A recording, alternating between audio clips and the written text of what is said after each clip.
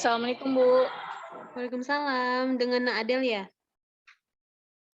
Iya, Bu, ini saya ada kemarin yang menghubungi Ibu untuk diadakan konseling hari ini. Oke, baik.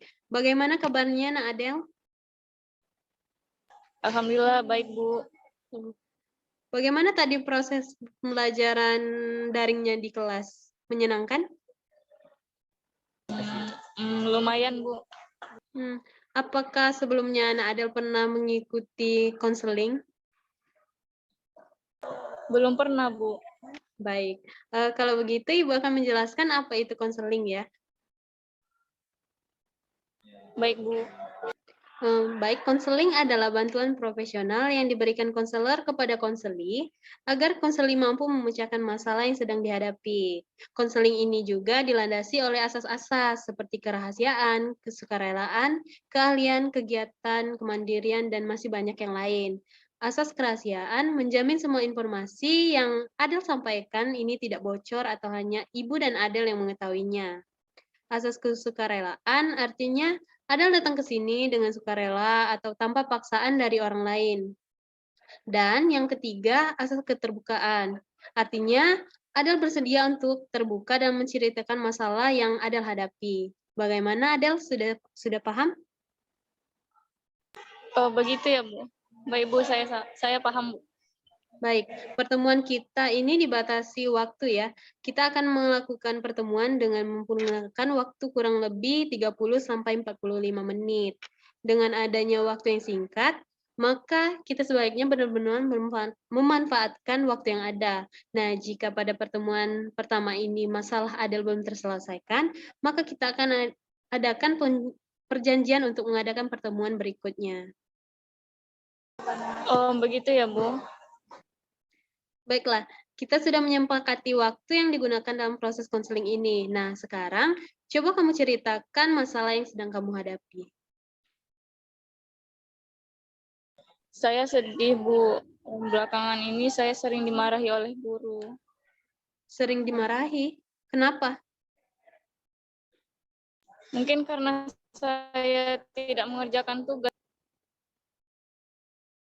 Coba ada ceritakan hal apa yang membuat kamu tidak mengerjakan tugasnya. Saya merasa bosan belajar, Bu. Mulai dari jam 7 pagi harus belajar di sekolah, dan setelah pulang dari sekolah saya masih harus ikut les. Belum lagi saat pulang ke rumah harus mengerjakan PR, Bu. Jadi, kamu merasa bosan dengan aktivitasmu yang itu-itu saja?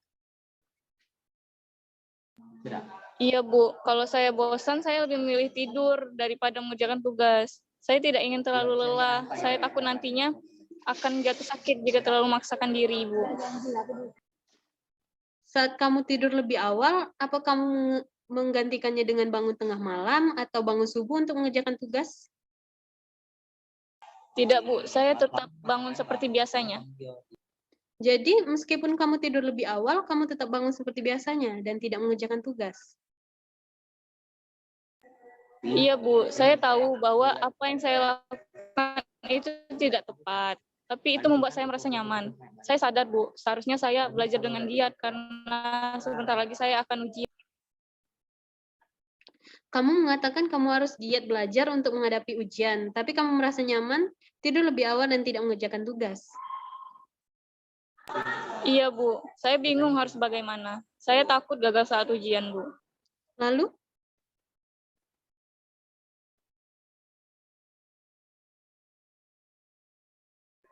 Saya butuh motivasi yang bisa membuat saya rajin belajar, Bu.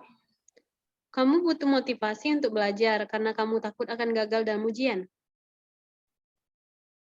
Iya, Bu. Kalau saya begini terus, saya akan gagal dalam ujian, Bu. Jadi, kamu merasa tertekan menghadapi ujian. Iya, Bu. Saya takut gagal, Bu. Kalau saya gagal, orang tua saya pasti akan marah dan teman-teman saya akan menjauhi saya, Bu. Ibu mengerti dengan perasaanmu. Berdasarkan ceritamu, kamu mulai bosan belajar karena jadwal belajarmu yang terlalu padat. Namun, kamu merasa takut gagal dalam ujian karena tidak tahu harus bagaimana semangat belajar lagi. Betul begitu? Iya, Bu. Memang betul. Ibu paham dengan apa yang kamu alami sekarang. Pada dasarnya, kita memang akan mulai bosan ketika menjalani aktivitas yang itu-itu saja. Apalagi di umur kamu yang sekarang ini suka mencoba-coba hal-hal yang baru. Eh, Orang-orang biasanya memanfaatkan waktu libur dengan kumpul keluarga atau jalan-jalan dengan teman untuk menghilangkan rasa penat karena aktivitas yang membosankan. Iya juga sih, Bu. Nah, sekarang coba kamu pikirkan hal apa yang membuat Adele senang. Biasanya saya mendengarkan musik, jalan-jalan dengan teman saya, atau nonton di bioskop, Bu. Nah, Adele sudah tahu kan apa yang membuat Adele senang dan bersemangat. Jadi apa rencana Adele untuk menghilangkan kebosanan dalam belajar? Saya akan mengatur ulang jadwal belajar dengan baik, Bu. Merencanakan jalan-jalan bersama teman-teman saat weekend minimal 2 kali sebulan dan sesekali mendengarkan musik saat mulai bosan belajar, Bu. Bagus. Kamu telah menemukan solusi yang Ibu pikir sangat tepat. Dan apa kamu mau melakukannya dengan sungguh-sungguh? Tentu saja, Bu. Saya ingin meraih prestasi seperti dulu lagi. Ibu yakin kamu bisa. Kamu adalah murid yang berprestasi dan kamu tentu tahu apa yang terbaik untuk kamu. Baik, Bu. Saya senang sekali jika hal ini benar-benar bisa saya laksanakan dengan baik. Saya berjanji akan giat belajar agar bisa sukses dalam menghadapi ujian.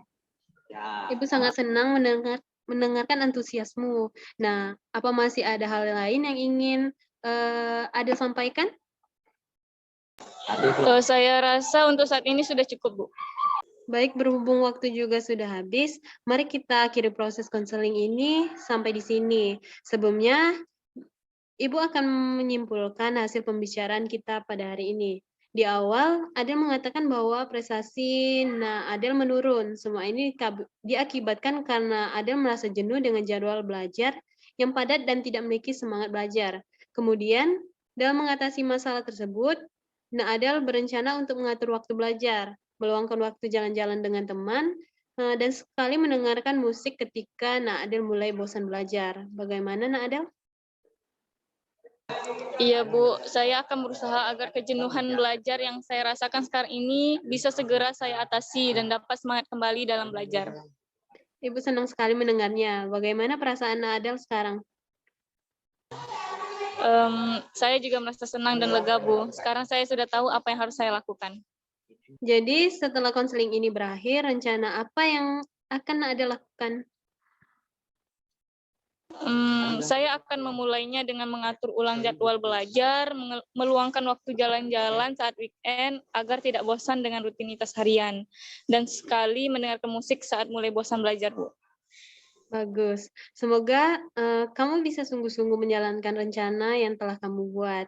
Nah, kalau begitu sesi konseling ini dapat kita akhiri dan Adele jangan sungkan lagi untuk datang menemui Ibu jika memiliki kesulitan. Baik, Bu. Terima kasih banyak atas apa yang telah Ibu sampaikan. Saya merasa senang dan lega.